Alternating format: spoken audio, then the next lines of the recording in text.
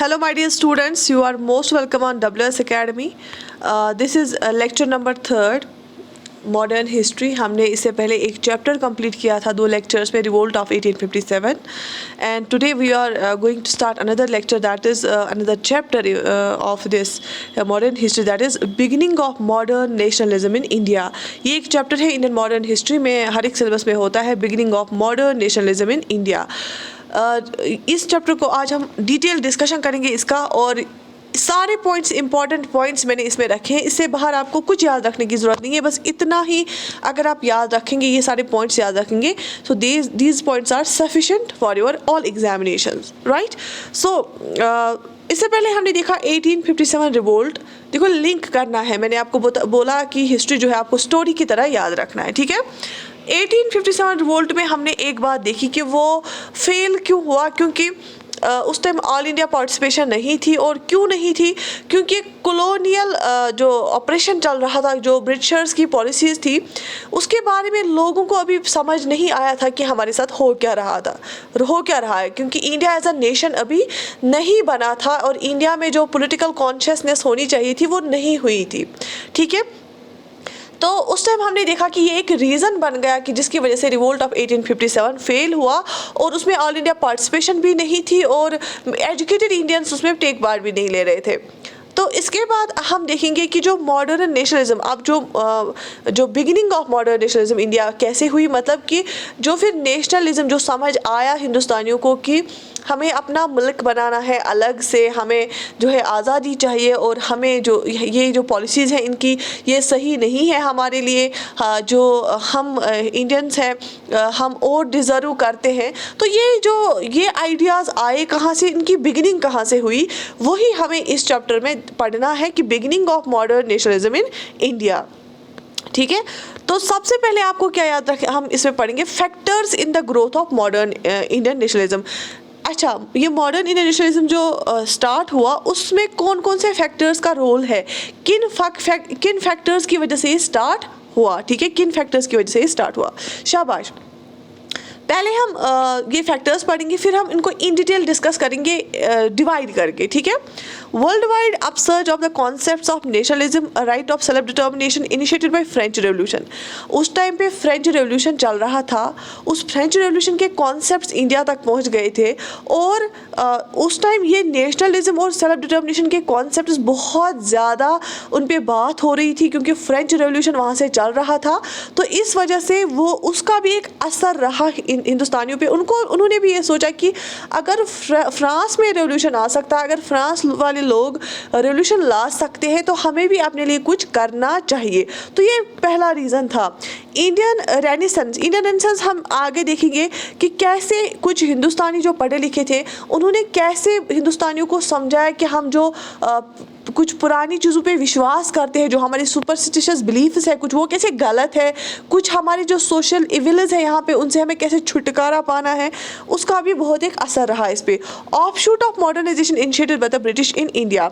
अच्छा, इसका एक ये भी फैक्टर रहा, जो ब्रिटिश गवर्नमेंट थी यहाँ पे, उन्होंने अपने लिए कुछ स्टेप्स लिए जिनकी वजह से हिंदुस्तानियों को ये चीज़ें समझ आई. जैसे कि ब्रिटिश इंडियन गवर्नमेंट जो यहाँ पे थी, उन्होंने अपने लिए ट्रांसपोर्टेशन यहाँ पे मुहैया की, जैसे कि उन्हें रेलवेज लाया. क्योंकि उनको यहाँ से रॉ मटेरियल लेना था, कम दाम पे मिलता था.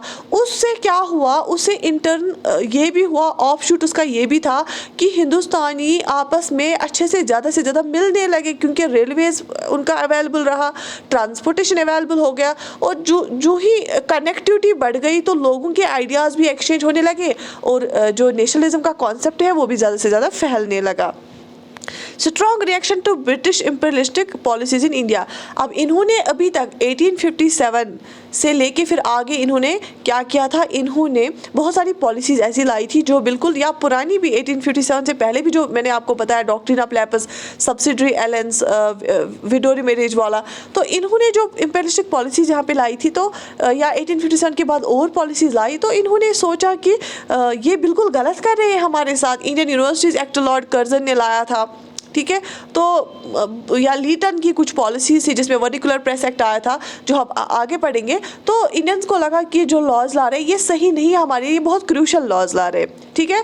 तो ये कुछ फैक्टर्स थे जिनकी वजह से ग्रोथ हो गई इस छोटे जो नया बिगिनिंग था मॉडर्न नेशनलिज्म इंडिया में उसकी, ठीक है। देखो अब हम इसको इन डिटेल डिस्कशन करके पढ़ेंगे। सबसे पहले understanding of contradictions in Indian and colonial interest, ये आप ज़बानी याद ही कर लो, ठीक है। जो मैंने हाईलाइटेड इसमें एरियाज रखे ना वो उनके शॉर्ट नोट्स बना दो बस। Understanding of contradictions in India and colonial interests, इन्होंने क्या किया, हिंदुस्तानी जो है अब नेशनलिज्म बिगिन कैसे हुआ, बेसिकली हिंदुस्तानियों ने ये समझा कि इनके अपने फ़ायदे क्या है और हमारे फ़ायदे किस में हैं। तो उन्होंने ये डिफरेंस देखी कि जो उनके फ़ायदे हैं वो हमारे फ़ायदों से बिल्कुल अलग है। अगर ये यहाँ से रॉ मटेरियल ले रहे हैं वो तो उनको फ़ायदा हो रहा है क्योंकि उनको सस्ता मिल रहा है, लेकिन वहाँ से जो ये चीज़ें ला रहे हैं बना के, सस्ती चीज़ें बना रहे हैं, एक तो उससे भी को फायदा हो रहा है क्योंकि यहाँ की चीज़ें कोई खरीद नहीं रहा है। यहाँ के लिए ये बाहर चीज़ें लेते हैं तो हमारे आर्टिजन्स के लिए रॉ मटेरियल अवेलेबल नहीं रहता है।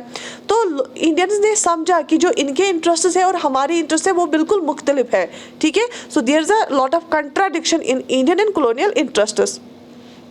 और यहाँ के जो इंडियंस हैं, यहाँ के जो इंटेलेक्चुअल्स भी हैं, उन्होंने बोला कि उन्होंने समझा कि जो इंडिया की इकोनॉमिक बैकवर्डनेस है वो इन्हीं की वजह से है, वो कॉलोनियल रूल, वो ब्रिटिशर्स की रूल की वजह से है। और हर एक सेक्शन को सफ़र करना पड़ता है, चाहे वो पीजेंट्स हो, चाहे आर्टिजन्स हो, चाहे क्राफ्ट्समैन हो, चाहे हैंडीक्राफ्ट्स वाले पर्सनस हो, चाहे पीजेंट्स हो, चाहे ज़मींदार्स हो, सबको इनकी पॉलिसीज़ की वजह से जो है बैकवर्डनेस देखनी पड़ी, ठीक है।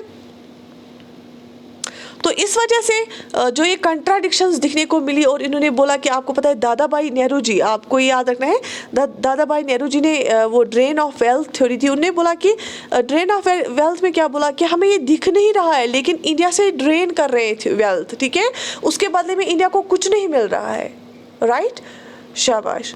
तो इनको पहला फैक्टर क्या है, इनको कंट्राडिक्शन समझ में आया कि जो ब्रिटिशर्स के जो इंटरेस्ट है वो इंडियन के इंटरेस्ट से मैच नहीं होते, हमारे इंटरेस्ट कुछ और है, इनके कुछ और है।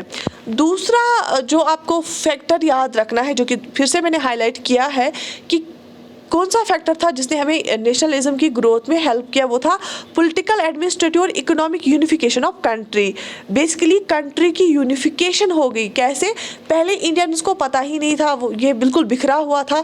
उसके बाद यूनिफिकेशन हुई, not only one form, economic unification भी हुई, एडमिनिस्ट्रेटिव यूनिफिकेशन भी हुई, पॉलिटिकल यूनिफिकेशन भी हुई। अब आप बोलोगे कैसे हो गई यूनिफिकेशन? देखो, ब्रिटिशर से पहले यहाँ पे मौर्याज ने भी रूल किया था इंडिया में, मुगल्स ने भी रूल किया था, ठीक है। अब मौर्याज ने बहुत एक बड़ी डायनास्टी बनाई थी, बहुत एक बड़ा किंगडम बनाया था। मुगल्स ने भी बहुत बड़ी डायनास्टी बनाई थी, बहुत बड़ा किंगडम बनाया था। लेकिन दोनों मुगल्स और मौर्याज से भी ज़्यादा बड़ा अपने अंदर एरिया लाया ब्रिटिशर्स ने, ठीक है। तो उससे क्या हो जाएगा, यूनिफिकेशन बड़ी हो गई कंट्री की। तो जो ब्रिटिशर्स का रूल था वो मौर्याज और मुगल से भी ज़्यादा था, ठीक है। तो उससे यूनिफिकेशन हो गई कंट्री की। दूसरा, जो ब्रिटिशर्स का रूल आपको याद रखना है, ये हिमालय से रिवोल्ट का तो हमने देखा बिल्कुल सेंट्रल इंडिया में था, लेकिन ब्रिटिश रूल जो था ना वो बिल्कुल हिमालय से लेके नॉर्थ में, हिमालय से लेके कैप कैमोरिन, साउथ में कैप कैमोरिन तक, ईस्ट में आसाम तक और वेस्ट में खैबर पास तक। मतलब आज का बांग्लादेश लेके, आज का इंडिया लेके, आज का पाकिस्तान लेके, आज का अफगानिस्तान लेके, ये जो चारों कंट्रीज है ना ब्रिटिशर्स के अंदर थी, अलॉन्ग विद द बर्मा और नेपाल, ये भी ब्रिटिशर्स के अंदर थे, ठीक है। लेकिन इंडिया में इन्होंने हिंदुस्तान में मिलाया था, ये बांग्लादेश भी था, इंडिया भी था, पाकिस्तान भी था और अफगानिस्तान भी था। तो इसीलिए यहाँ पे नॉर्थ में अगर देखोगे, हिमालय से लेके नीचे श्रीलंका के टिप तक, कैप कैमोरिन तक, तमिलनाडु का एरिया जो है, साउथ इंडिया पूरा, यहाँ से ईस्ट में आसाम और वेस्ट में खैबर पास, ठीक है। तो अफगानिस्तान वाले एरियाज, तो इतना सारा अंडर किसके था, ब्रिटिशर्स के रूल के अंडर था। तो उससे यूनिफिकेशन ऑफ कंट्री हो गई। और जो इंडियन प्रोविंसेस थे ना वो डायरेक्ट ब्रिटिश रूल के अंदर थे, डायरेक्ट ब्रिटिशर्स के अंदर थे। और जो प्रिंसली स्टेट्स थे ना, वो ऐसी स्टेट्स जहाँ पे प्रिंसेस हुआ करते थे, वो अंडर इनडायरेक्ट रूल थे ब्रिटिशर्स के, वहाँ पे प्रिंसेस ब्रिटिशर्स के अंडर थे और जो बाकी प्रोविंसेस थे वो डायरेक्ट ब्रिटिश रूल के अंडर आ गए। ये आपको याद रखना है, कुछ जो प्रोविंसेस थे वो डायरेक्टली ब्रिटिश रूल के अंदर थे और कुछ इनडायरेक्टली, क्योंकि वो प्रिंसली स्टेट्स थी, उनके प्रिंसेस ब्रिटिश के अंदर आ गए, ठीक है। आपको यहाँ पे 3 चीज़ें याद रखनी है, बहुत इंपॉर्टेंट। देखो, इन्होंने जुडिशल लॉज लाए, जुडिशरी लाई ना, यूनिफाइड जुडिशरी लाई, उससे भी जो है यूनिफिकेशन ऑफ कंट्री हो गया। इन्होंने एक स्ट्रॉन्ग सिविल सर्विसेज लाया, सिविल सर्वेंट्स लाए, उससे भी यूनिफिकेशन ऑफ कंट्री हो गई, ठीक है। और लॉज इन्होंने बनाए, इंडियन पेनल कोड, ठीक है, तो उससे भी यूनिफिकेशन ऑफ कंट्री हो गई। क्योंकि यहाँ पे भी देखो, administrative convenience, consideration of military defence and the urge for economic penetration and commercial exploitation were the driving forces. तो इन्होंने क्या किया, इन्होंने जो इवन उनको पता था, this process of unification had a two fold effect. अब देखो, जो यूनिफिकेशन हो गया ना इंडिया का, क्योंकि इनको तो इस कंट्री को जोड़ना ही था, ट्रांसपोर्टेशन मुहैया करनी ही थी, यूनिफाई करना ही था, क्योंकि जब इनने पूरा एरिया अपने अंडर लाया ना, इनके अंडर रिसोर्सेज भी ज़्यादा हो गए, ठीक है। और जो ये यूनिफिकेशन ऑफ कंट्री होगी ना, उससे क्या हो गया, उससे 2 चीज़ें हो गई। एक तो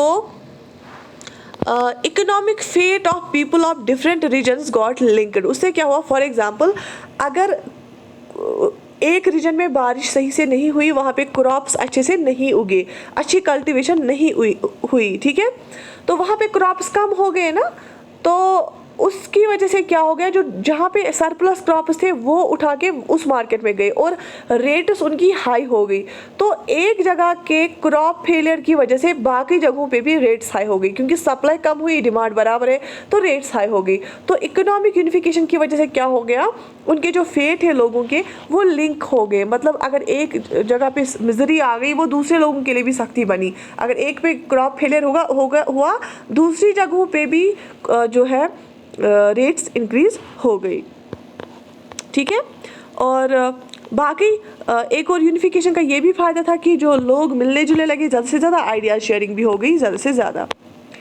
एक और पॉइंट जो मैंने यहाँ पे हाईलाइट करके रखा है, means of modern means of transport and communication. इन्होंने लोगों को जो इन्होंने सर्विसेज डाली, रेलवे स्टार्ट किया, टेलीग्राफ सर्विसेज स्टार्ट की, बाकी जो ट्रांसपोर्टेशन कम्युनिकेशन सर्विसेज स्टार्ट की, तो उससे क्या हो गया, लोग मिलने जुलने लगे। स्पेशली जो लीडर्स थे ना, जो इंडियन मूवमेंट की लीडर्स थे, उनको आसानी हो गई कम्युनिकेशन के लिए, तो वो जल्दी से जल्दी लोगों तक अपने आइडियाज़ पहुंचा सके।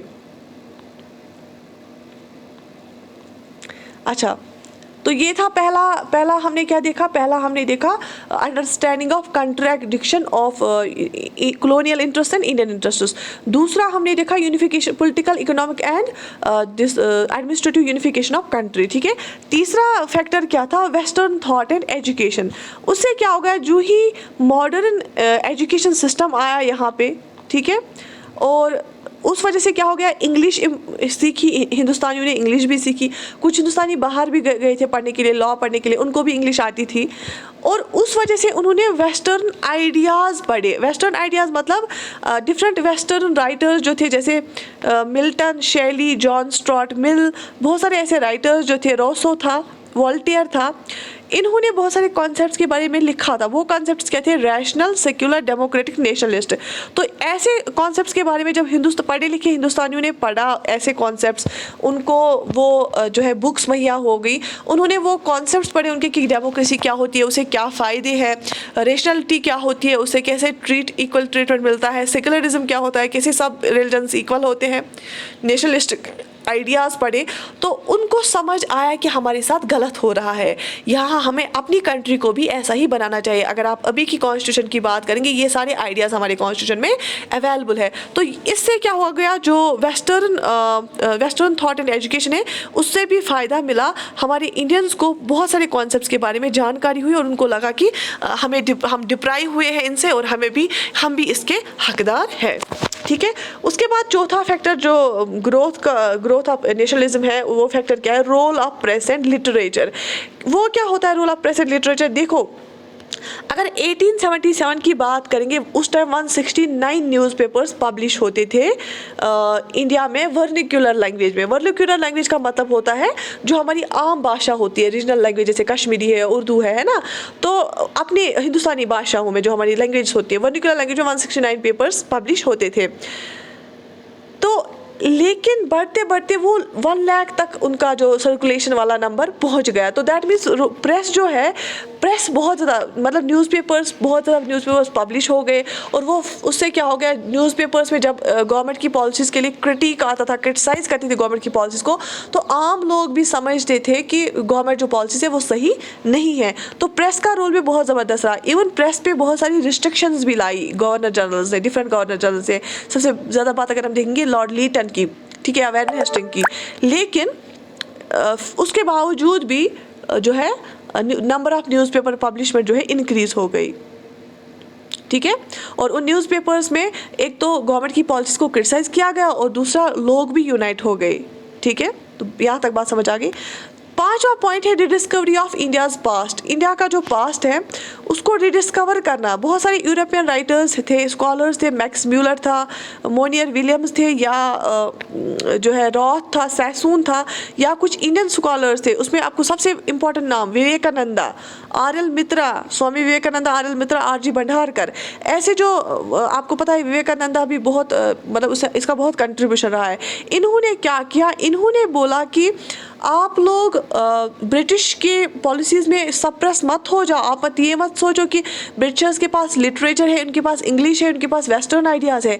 हमारा जो बेसिकली पास्ट है ना वो बहुत ग्लोरियस है। इंडिया ऐसा नहीं था। हमारे इंडिया में ट्रेड, तिजारत जो है बहुत इंटरनेशनल लेवल पे होती थी। हमारे में जो इकॉनमी थी वो बहुत हाईली फ्लोरिश थी। हमें सरप्लस गुड्स होते थे, हमें सरप्लस फूड होता था। और हमारे एंशिएंट टाइम्स में, अगर मिडिवल टाइम्स की बात करेंगे, हम केमिस्ट्री, फिजिक्स, मैथ्स में बहुत आगे थे। तो उन्होंने, इसलिए हम बोलते हैं उन्होंने डिस्कवरी ऑफ ग्लोरियस पास्ट किया, ठीक है।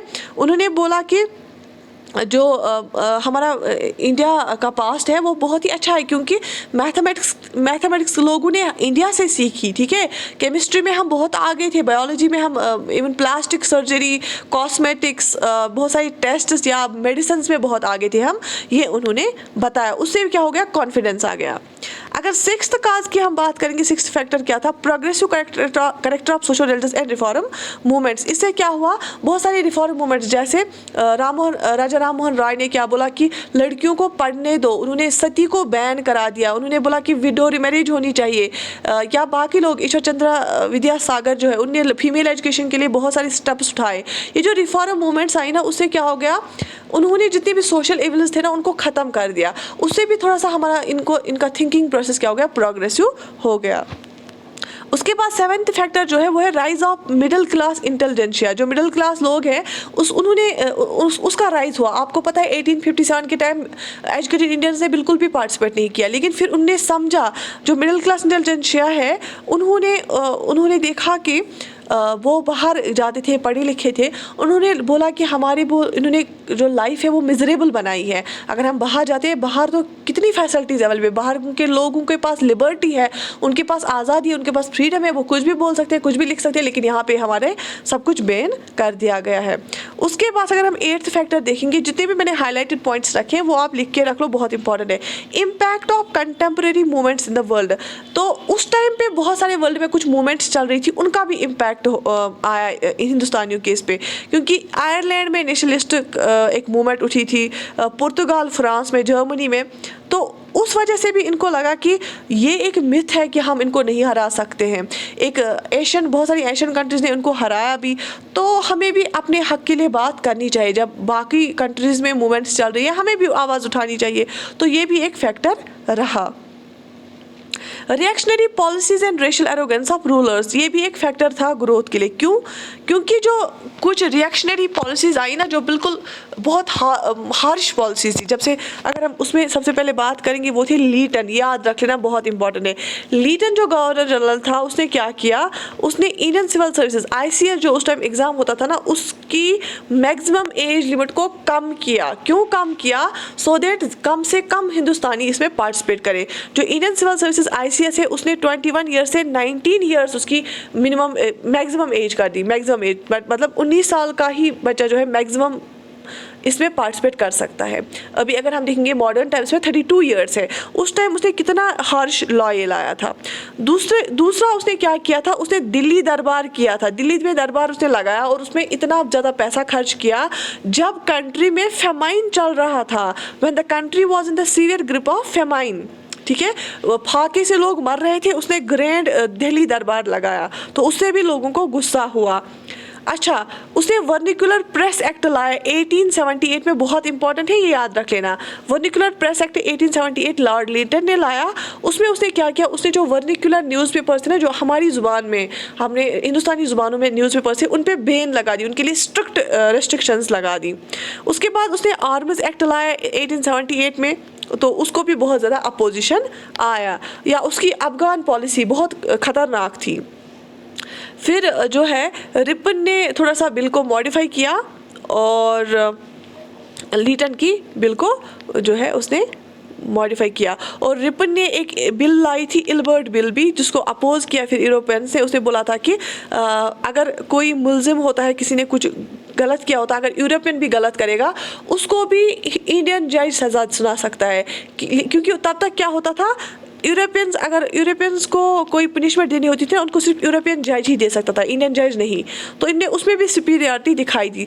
तो ये भी फैक्टर, ये कुछ मतलब फैक्टर्स थे जिसकी वजह से क्या हुआ, ग्रोथ हुआ मॉडर्न नेशनलिज्म का। उसमें हमने एक एक करके फिर से रिवाइज करेंगे कौन कौन से फैक्टर्स थे। सबसे पहला था contradiction, understanding of contradiction in colonial and Indian interest. दूसरा था political, administrative and economic unification of country. तीसरा था progressive spread of socio religious movements का। चौथा था role of press and literature. पांचवा था this western thought and education. एक और था discovery of India's glorious past. एक और था reactionary policies and arrogance of rulers. इसके साथ साथ एक और याद रखोगे आप, लॉर्ड कर्जन ने भी बहुत रिएक्शनरी पॉलिसीज लाई, जैसे इंडियन यूनिवर्सिटीज एक्ट लाया, उसने पार्टीशन ऑफ बंगाल किया, तो उसके खिलाफ भी लोग बहुत गए। ठीक है, यहाँ तक हमने देखे फैक्टर्स, कौन से फैक्टर्स जिससे मॉडर्न इंडियन नेशनलिज्म ग्रो हुआ, बस इतना ही उसमें याद रखना है आपको। इसके साथ साथ हम पढ़ेंगे political associations before the Indian national Congress. हमारी एक ऑर्गेनाइजेशन थी जो अभी भी चल रही है, इंडियन नेशनल कांग्रेस, उसको हम INC भी बोलते हैं। इंडियन नेशनल कांग्रेस से पहले हम देखेंगे कौन कौन सी पॉलिटिकल एसोसिएशंस बनी थी, ठीक है, उसको भी हम एक नज़र देंगे। अब जो इंडियन नेशनल कांग्रेस से पहले एसोसिएशंस बनी थी ना, वो क्या चाहते थे, वो मांगते थे ब्रिटिशर्स से कि एडमिनिस्ट्रेटिव रिफॉर्म्स हो जाएं, एडमिनिस्ट्रेशन में आप रिफॉर्म्स लाओ, इंडियंस को आप एडमिनिस्ट्रेशन के साथ एसोसिएट करो, इंडियंस को भी प्रोवाइड करो जॉब्स, और स्प्रेड ऑफ एजुकेशन को भी स्प्रेड करो। तो वो बोलते थे कि इंडियंस को भी गवर्नमेंट सर्विसेज में ले लो, आप एडमिनिस्ट्रेटिव रिफॉर्म्स करो, हमें वोटिंग राइट दो, या स्प्रेड ऑफ एजुकेशन। ठीक है, बहुत सारे ये वाले मतलब डिमांड्स इन्होंने की थी इन एसोसिएशंस ने। ठीक है, पॉलिटिकल एसोसिएशंस इन बंगाल, अगर हम देखेंगे ना बंगाल में कौन कौन सी पॉलिटिकल एसोसिएशन हुई थी।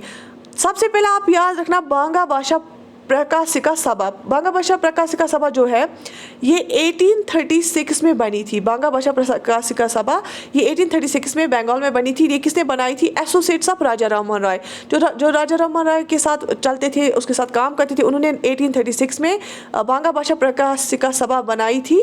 ये आप अभी नोट डाउन कर लो, क्योंकि क्वेश्चंस आते हैं और आपको याद नहीं रहेगा, इसलिए शॉर्ट नोट रहेगा और ईजी हो जाएगा रिवाइज करना। उसके बाद ज़मींदार एसोसिएशन बनी थी, जिसको हम लैंड होल्डर सोसाइटी के नाम से भी जानते थे, जमींदारी एसोसिएशन या लैंड होल्डर सोसाइटी। ये क्यों बनी थी, to safeguard the interest of landlords को इंटरेस्ट को सेफगार्ड करने के लिए, उनकी कुछ डिमांड्स थी वो मनवाने के लिए। फिर क्या हुआ, जो ये बंगाल ये लैंड होल्डर सोसाइटी और बंगाल ब्रिटिश इंडिया सोसाइटी थी, ये मर्ज होके एक ही सोसाइटी बनी, ब्रिटिश इंडियन एसोसिएशन BIA। ठीक है, दो एसोसिएशंस मिलके मर्ज होके उन्होंने बनाया ब्रिटिश इंडियन एसोसिएशन 1851 में। ये आप याद रख लेना, 1851 में लैंड होल्डर सोसाइटी और बंगाल ब्रिटिश इंडियन सोसाइटी मिली और उन्होंने ब्रिटिश इंडियन सोसाइटी बनाई। ठीक है, यहाँ तक समझ आया। फिर से आप नोट करोगे east India association EIA, east India association किसने ऑर्गेनाइज की, ईस्ट इंडिया एसोसिएशन दादा भाई नेहरू जी ने ऑर्गेनाइज की 1866 में लंदन में, क्योंकि इन एसोसिएशन से क्वेश्चन आ जाते हैं और प्लेस भी और डेट भी पूछा जाता है, इसलिए आप ये नोट डाउन करके रखोगे। दादा भाई नेहरू जी ने ईस्ट इंडिया एसोसिएशन बनाई 1866 में लंदन में। ठीक है, उसके बाद द इंडियन लीग स्टार्ट की 1875 में सिसर कुमार घोष ने। इंडियन लीग स्टार्ट की 1875 में सिसर कुमार घोष ने इंडियन लीग स्टार्ट की 1885 में। शाबाश। इंडियन एसोसिएशन ऑफ कलकत्ता, इसको हम इंडियन नेशनल एसोसिएशन भी बोलते थे, ये बहुत इंपॉर्टेंट है, याद रख लो। इंडियन नेशनल एसोसिएशन या इंडियन एसोसिएशन ऑफ कलकत्ता एक दोनों नाम एक ही के हैं। इसको 1876 में बनाया किसने? ये भी बंगाल में बनी। इसको बनाया, मैंने हाईलाइट करके रखा है, सुरेंद्रनाथ बनर्जी और आनंद मोहन बोस ने। ठीक है। और ये ज़्यादातर ये क्या डिमांड कर रहे थे? यही कर रहे थे डिमांड, जो मैक्सिमम एज है इंडियन सिविल सर्विसेज में पार्टिसिपेट करने के लिए, उसको जो है इंक्रीज कर दिया जाए। और प्रोटेस्ट किया उन्होंने लीटन की पॉलिसी पे। आपको यहाँ पे एक याद रखना है, ये जो सुरेंद्रनाथ बनर्जी की ये इंडियन नेशनल एसोसिएशन थी, इन्होंने एक कॉन्फ्रेंस रखी थी कलकत्ता में 28 to 30 दिसंबर 1883 में। तो दैट मीन्स 1883 में कलकत्ता में दिसंबर में इन्होंने एक कॉन्फ्रेंस रखी थी। किसने? सुरेंद्रनाथ बनर्जी और आनंद मोहन बोस ने इंडियन नेशनल एसोसिएशन की। ठीक है। अगर हम बम्बई की पॉलिटिकल एसोसिएशंस की बात करेंगे, पूर्ण सार्वजनिक सभा 1867 में बनी, जो किसने बनाई? महादेव गोविंद रनाडे ने। आपको ये पता होना चाहिए, ये भी लिख के रखो। पूर्ण सार्वजनिक सभा बनाई 1867 में महादेव गोविंद रनाडे ने। ठीक है। उसके बाद मुंबई प्रेसिडेंसी एसोसिएशन बनाई बदरुद्दीन त्याबजी, फिरोज शाह मेहता और केटी कलांग ने 1885 में। देखो अभी आपको थोड़ा डिफिकल्ट लगेगा, लेकिन थोड़ा सा रिवाइज करोगे याद रहेंगे, क्योंकि क्वेश्चंस डायरेक्ट आ जाते हैं यहाँ से।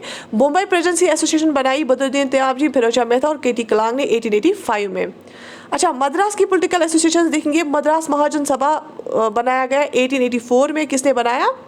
एम विग्रहाचार्य, बी सुब्रमण्य एंड आनंद चार्लू ने। ठीक है। आनंद चार्लू, सुब्रमण्य अय्यर और विग्रहाचार्य ने बनाए मद्रास महाजन सभा 1884 में। ठीक है। यहाँ तक समझ आई? तो मद्रास महाजन सभा बनाई 1884 में, मुंबई प्रेसिडेंसी एसोसिएशन बनी 1885 में, पुनः सार्वजनिक सभा बनाई 1867 में, और ये इंडियन नेशनल एसोसिएशन बनी 1876 में, और दादाभाई नेहरू जी ने 1866 में इंडियन एसोसिएशन बनाई लंदन में। ठीक है। और ये थी कुछ एसोसिएशन जो कि इंडियन नेशनल कांग्रेस से पहले ही बनी थी। ये लिख के रखो, इनके डेट्स भी लिख के रखो, बहुत ही इंपॉर्टेंट है, अभी शॉर्ट नोट बना के रखो। उसके बाद जो प्री कांग्रेस ये एसोसिएशंस आई थी ना, ये क्या, इनकी क्या कैंपेन थी, ये क्या मांग रहे थे, ये आप याद रख लो, ये क्या क्या मांग रही थी, इनकी डिमांड्स क्या थी। सबसे पहले for imposition of import duty on cotton, जो आप कॉटन बाहर ले रहे हो उस पर इम्पोर्ट ड्यूटी लगाओ। For Indianisation of government service में हिंदुस्तानियों को ले लो। Against Lytton's Afghan adventure, Lytton की जो पॉलिसी थी अफगान पॉलिसी, उसके खिलाफ। अगेंस्ट आर्म्स एक्ट, लीटन ने 1878 में जो आर्म्स एक्ट लाया था उसके खिलाफ। अगेंस्ट वर्निकुलर प्रेस एक्ट, जो मैंने आपको बताया। For right to join volunteer corps, against plantation labour and against inland immigration act, in support of Ilbert bill. Ilbert bill वही बिल है जो मैंने बोला लॉर्ड रिपन ने लाई थी, जिसमें बताया गया था यूरोपियंस को इंडियन जज भी सजा दे सकता है। तो वो बोल रहे थे प्री कांग्रेस एसोसिएशंस की इसको लॉ ऑफ ट्रू फॉरम है। Foreign all India fund for political education के लिए एक ऑल इंडिया फंड बनाओ। Campaign in Britain to vote for pro India party, आप ब्रिटेन में एक कैंपेन उन्होंने स्टार्ट की थी कि आप जो हिंदुस्तानियों के हक में बात करेंगे ना, वही पार्टी जीतनी चाहिए।